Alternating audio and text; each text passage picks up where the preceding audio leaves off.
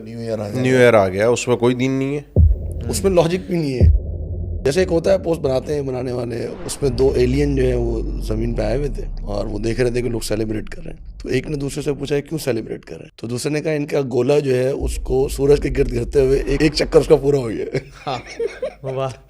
کوئی لاجک نہیں ہے. مطلب اگر دیکھا جائے کیا لاجک ہے اس کی، آپ نیو ایئر کو کیوں سیلیبریٹ کریں، ایک سال میں کیا کر لیا آپ نے اس کو. بالکل. اور اس دن کیا کیا آپ نے، اور اس دن لوگ کرتے کیا ہیں، اس دن ہر ایک کو نظر آ رہا ہے.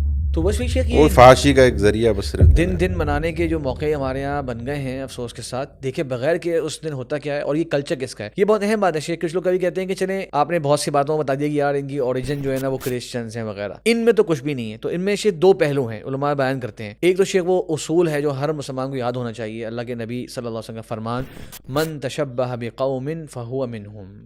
اور یہ قوم شیخ جو طلبہ جانتے ہیں کہ نکرہ ہے، جو جس قوم کی مشابہت کرے گا نا وہ ان میں سے ہے.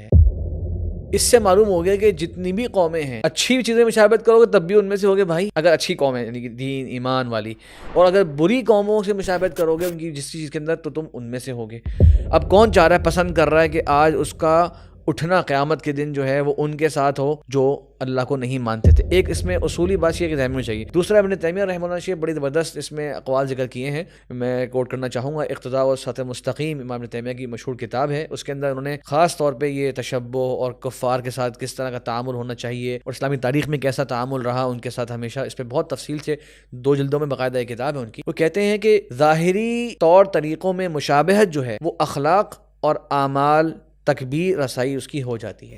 آپ بولیں گے کہ میں تو خالی کپڑے ان کے سے پہن رہا ہوں، میں تو خالی وہ دن سیلیبریٹ کر رہا ہوں اپنے انداز سے. نہیں، انہوں نے کہا کہ پھر وہ اخلاق میں بھی ان کے اخلاق آئیں گے آپ کے پاس اور ان کی جو حرکات ہیں وہ بھی آپ تک منتقل ہوں گی. پھر کہتے ہیں کہ یہ جو مشابہت ہے نا، اس کے اندر جس کی آپ مشابہت کر رہے ہیں نا اس کی محبت اور اس کی تعظیم اور اس کو اچھا سمجھنا یہ ضرور ہوتا ہے، مروبیت. ورنہ اگر آپ اس کو پہلا اسٹیپ آپ کا یہ ہے، آپ کا فرسٹ پہلا اسٹیپ یہ ہے کہ آپ اس سے مروب ہو گئے. بالکل. اب اس کا اظہار ہے کہ آپ وہ چیز کر رہے ہیں جو وہ کر رہے ہیں. احساس کمتری. اگر یہ بالکل اگر یہ نہ ہوتا نا تو آپ جو ہے یعنی وہ آپ اس کو اپنے سے اچھا نہ سمجھتے نا تو آپ اس کو کاپی کرنے کی کوشش نہ کرتے. آپ کی ایفرٹ یہ ہوتی ہے یار کہ میں کچھ ایسا کام کروں کہ وہ قومیں ہمیں کاپی کرنے والے بنے. ہمیں ایک اپنا جو ہے نا تشخص جو ہے وہ پیدا کرنا چاہیے، لیکن وہ نہیں ہو رہا. اچھا یہ شیخ وہ کہہ رہے تھے دنیاوی امور کے اندر سوچیں جب یہ پھر دینی امور میں شامل ہو جائے. اور برتھ ڈے کے بارے میں شیخ نے ذکر کیا آپ نے جیسے، اور نیو ایئر نائٹس، ہر بندہ ہم میں سے سوچے خالی برتھ ڈے سیلیبریٹ ہو گئی، کیا حاصل ہوا؟